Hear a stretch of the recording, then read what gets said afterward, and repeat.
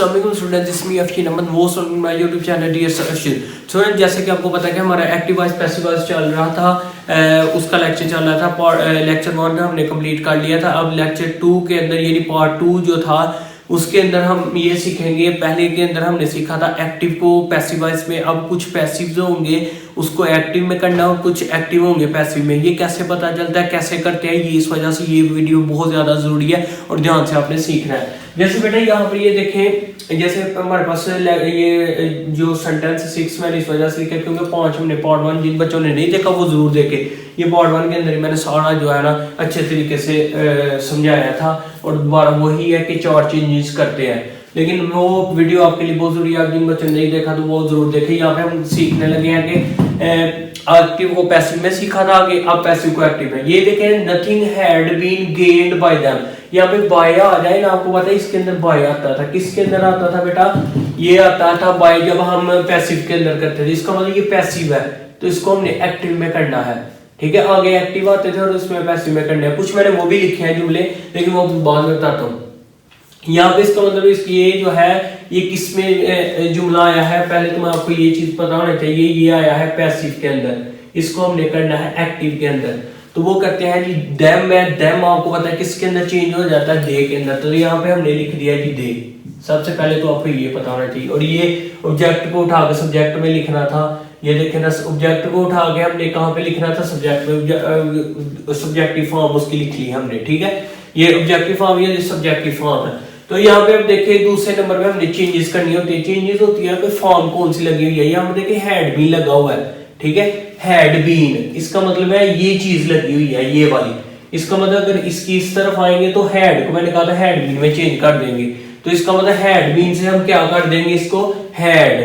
तो यहाँ पे आ जाएगा दे हैड, और इसको फिर हम लिख देंगे थर्ड फॉर्म। तो ऑलरेडी ये थर्ड फॉर्म ही है, यहाँ पर आ गया तो ये थर्ड फॉर्म है, यहाँ पे नजर आ रहा है तो हम यहाँ पे थर्ड फॉर्म ही रहेगी। यहाँ पे आ जाएगा जी गेंड, क्योंकि थर्ड फॉर्म के साथ ही हेड आता है। गेंड बाय तो लगाना नहीं हमने, फिर नथिंग लगा देंगे। एंड वाली जो है सब्जेक्ट को उठा के किस में लिख देना है? ऑब्जेक्ट के अंदर। तो यहाँ पे क्या आ जाएगा जी नथिंग। तो ये देखा, अगर दोबारा कन्वर्ट करें तो सबसे पहले नथिंग आना था, लिख दिया। आगे हमने फॉर्म लगानी होती है। चेंजेस मतलब हैड था तो ये हैड भी लगा दिया। गेंड बाय देम, फिर वही चेंजिंग होती है। आपने उल्ट कर लेना, फिर आपको समझ आ जाएगी। अगर नहीं समझ आए, समझ आ गई ना? अब ये देखें ना, यहाँ पे बाय नहीं नजर आ रहा तो ये समझे कि ये एक्टिव है क्योंकि इसके अंदर बाय।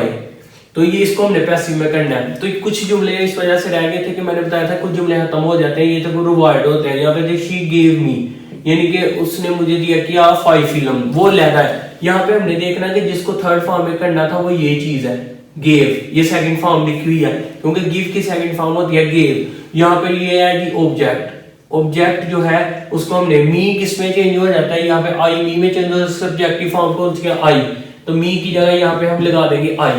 फिर हमने ये देखे सेकंड फॉर्म है। सेकंड फॉर्म लगेगी तो यहाँ तो लगेगा वाज, यहाँ तो वर।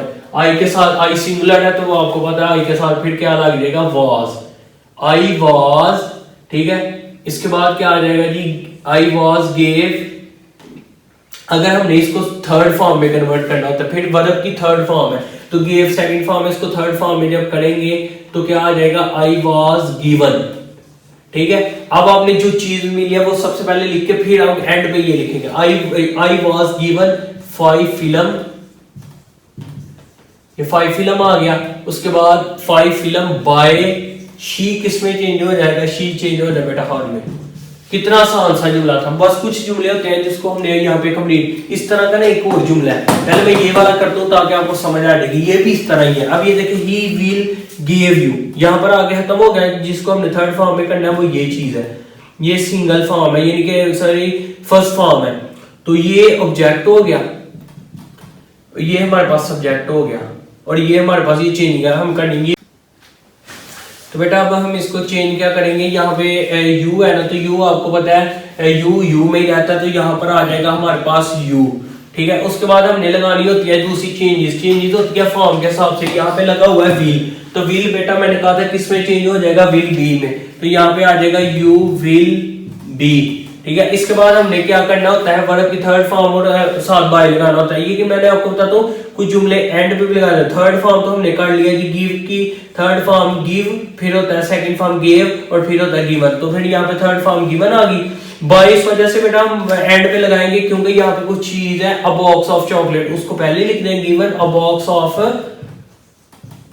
चॉकलेट,